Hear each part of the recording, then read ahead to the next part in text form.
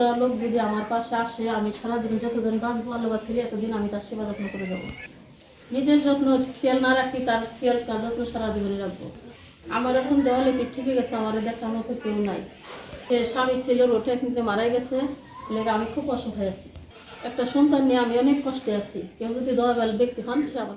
আসসালামু আলাইকুম দর্শক, আপনাদের প্রীতি ও শুভেচ্ছা জানিয়ে শুরু করছি আমাদের আজকের প্রতিবেদন। তো দর্শক, দেখতেই পাচ্ছেন আমাদের সামনে এক আপু দাঁড়িয়ে আছে, আমরা তার গল্পটা শুনবো, জানবো আপু কেন আমাদের ইউটিউবের মাঝে আসলেন, তিনি কি বলতে চান। আপু আসসালামু আলাইকুম। ওয়ালাইকুম আসসালাম। কেমন আছেন? বেশি ভালো নাই, আল্লাহ মোটামুটি রাখছে। আপনি কেমন আছেন? জি ভালো। আপুর নাম কি আপনার? আমার নাম হয়েছে বিথি। বিথি। আচ্ছা বিথি আপা, ইউটিউবে কেন আসলেন বলেন। ইউটিউবে কেন আসলাম ভাই, আমার একটা ছেলে বাবু আছে। আমার স্বামী মারা গেছে, তাহলে 5 বছর শেষ হয়ে গেল। বাসা বাড়ি কাম করি, এনে ছেলেটা নিয়ে অনেক সমস্যা দিয়ে জীবন একটা মাথার একটা ছায়া পাইতাম। ভালো মনের এখন মানুষ যদি ভাই জীবন সঙ্গী করতো, ইনশাল্লাহ সুখে দুঃখে তার পাশে থাকতাম। ছেলেটার আমার ভরণ পোষণ নিলে হইতো। আচ্ছা, স্বামী কোথায়? আমার স্বামী মারা গেছে। ও, কতদিন আগে মারা গেছে? মারা গেছে প্রায় 5 বছর শেষের দিকে। 5 বছর শেষের দিকে। হয়। আচ্ছা, যে 5 বছর আগে যে মারা গেল, তো কিভাবে চলতেছেন তখন? এই যে বাসা বাড়ি কাম করি, আমার বাবার বাড়ির আর্থিক অবস্থা ভালো না, শ্বশুর বাড়ির আর্থিক অবস্থা ভালো না, এলাকা কোনো জায়গায় স্থায়ী হয় নাই। আচ্ছা, হয় নাই, এখন একলাই বাসা বাড়ি কাজ কাম করে টামি টামি চলাই। ছেলেটাকে অনেক কষ্টে জীবন কাটাই। একটা সন্তান। একটা সন্তান। আচ্ছা আচ্ছা, তাই ভবিষ্যৎ কী পরিকল্পনা?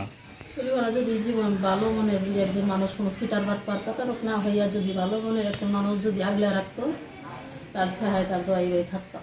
আচ্ছা, সে মর্মকে এখন যদি 50, 60, 70 বছর একই পুরুষ যদি আপনার দায়িত্ব নিতে চায়, যদি বলে যে তার সারা জীবন তার সেবাটা করতে হইব, আপনি করবেন?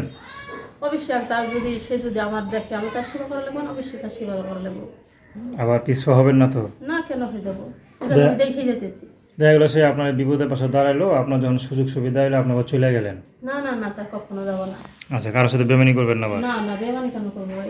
আচ্ছা, বুড়ো লোকের মনটা কিন্তু নরম হয়, দেখা গেলো আপনার নরম, আপনার কথা শুনে তার মনটা গলে গেল, আপনার পাশে দাঁড়াইলো, তা আপনি তার আবার কখনো ফাঁকি দিবেন না তো? না না, আমি কখনো ফাঁকি না ভাই, আমার ফাঁকি দেবো কি? আমার তো ফাঁকি দেখার পারে না, আমি কেমনে ফাঁকি দেবো? আচ্ছা, স্বামীটা কীভাবে মারা গেল? আমার স্বামী ভাই রোটে অ্যাক্সিডেন্টে মারা গেছে।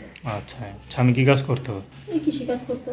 স্বামী থাকে কি ডাল ভাত খেয়ে ভালোই ছিলেন নাকি? স্বামী থাকতে ডাল ভাত একটা সন্ধ্যা খাইতাম, অনেক সুখে শান্তিতে দিন কাটাইতাম। তাই মারা আচ্ছা যাওয়ার পরে কষ্টের শেষ নাই। আচ্ছা, এই আপনাদের জন্য একটা জীবন সঙ্গী দরকার ভাই। কি, আপনার সাথে কী যোগাযোগ করবে? আমার নাম্বার আছে, নাম্বারটা দিয়ে দেবো। তো দর্শক, আপনারা আপুটির কথা শুনলেন, তার নাম্বারটা 0133046802 আমি নাম্বারটা আবারও বলছি, 0133046802। তো দর্শক, প্রেম ভালোবাসা বিয়ে শাদী করা একান্ত আপনাদের ব্যক্তিগত।